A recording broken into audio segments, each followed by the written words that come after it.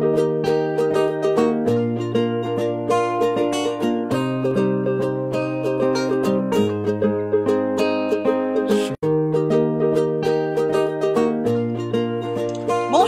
et bienvenue dans cette nouvelle émission d'Astro Vidéo en direct du lac du Bois de Vincennes. Nous avons de la compagnie dernière.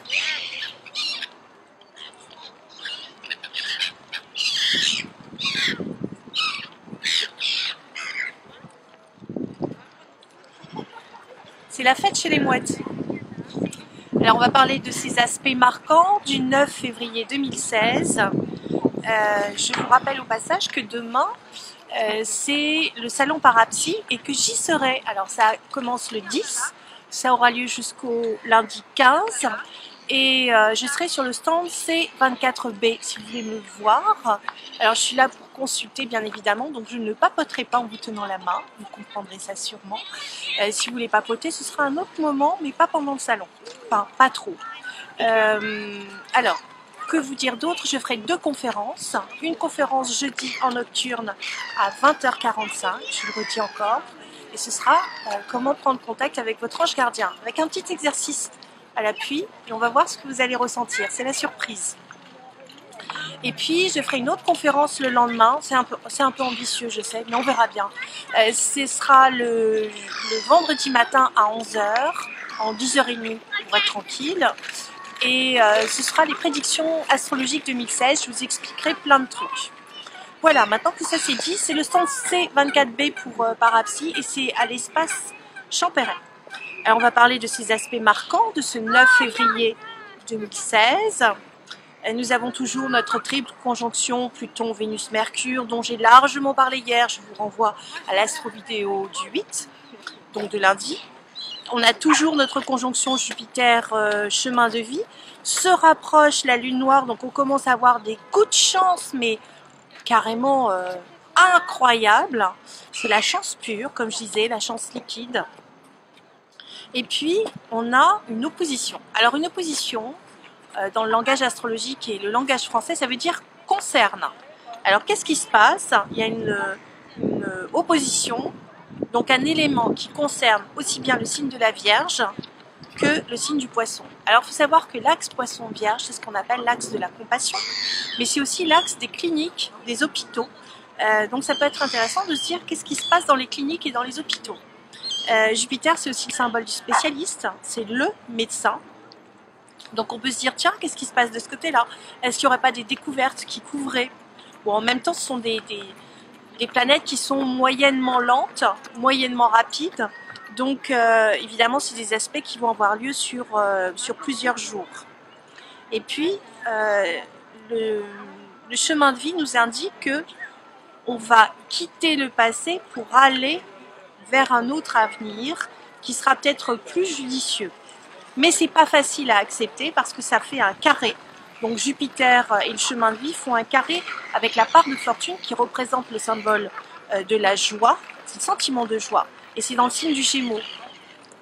Alors là c'est un peu compliqué parce qu'il y en a qui peuvent se sentir extrêmement tristes parce que c'est la fin de quelque chose et que cette fin-là, ils ne l'acceptent pas. Donc c'est très dur, c'est un peu comme une petite mort personnelle pour certains et vous pouvez être amené à vous décourager, d'autant plus que cette conjonction Jupiter chemin de vie fait un carré à Saturne, c'est un carré large, donc ça touche l'inconscient, mais ça peut être un sentiment de grand isolement, de solitude. Saturne est en Sagittaire, ça peut toucher les Sagittaires, ça peut toucher les Vierges, certaines Vierges, parce qu'elles sont mais bénies des dieux, elles en ce moment. Un aspect aux Gémeaux et un aspect aux Poissons. Donc il y a un changement, il y a un tournant de vie, quelque chose qui est loin d'être anodin et qui est remarquable. Alors on va continuer, ça peut être les ruptures de la Saint-Valentin, et oui. Ceux qui n'ont pas envie de s'engager plus avant, ceux qui se disent bon bah moi je l'aime pas, j'ai pas envie de lui acheter un cadeau, mais c'est une fête commerciale à Saint-Valentin, ça n'a aucune importance, aimez-vous tous les jours de l'année, on le redira jamais assez. Je vais continuer, la part de fortune en Gémeaux fait un carré au nœud sud et à Chiron qui sont côte à côte dans le signe du Poisson. Ça veut dire que c'est la mort des illusions. C'est pas super drôle. Alors ça fait quand même une opposition à Saturne, la part de fortune. Donc il y a ce sentiment d'isolement, de dire bah moi je voudrais ci, je voudrais ça, j'y arrive pas. Ça peut être aussi le sentiment qu'on est écrasé par un manager qui outrepasse ses droits. Ça peut être le carré à Jupiter, c'est l'autorité qui est mal placée. Le carré à Neptune, c'est le flou, on ne sait pas dans quelle direction on va se diriger. Donc ça peut être un peu compliqué. Alors on va repartir sur ce sentiment de joie qui fait quand même un trigone. Un trigone, c'est 4 signes d'écart, c'est 120 degrés. C'est 30 degrés par-ci, on a 4 signes d'écart. Donc la part de fortune fait un bel aspect avec le soleil en Verseau.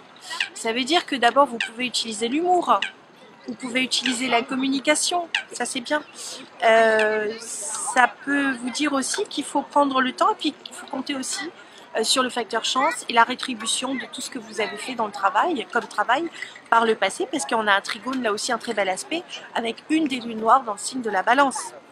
C'est pas foutu les amis, c'est une ambiguïté.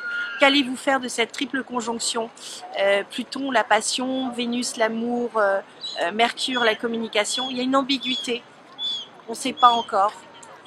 Mais on sait qu'on est en train de se diriger vers quelque chose qui est tellement plus beau et magnifique que ça vaut vraiment pas le coup de pleurer. Ou alors si vous pleurez, voilà, vous videz la boîte de mouchoirs un bon coup, et puis après, je sais pas moi, une petite coupe de champagne, enfin un truc un peu sympa, sortez avec des amis, changez-vous les idées, parce que de toute façon ce qui arrive est formidable et que c'est une nouvelle étape de vie.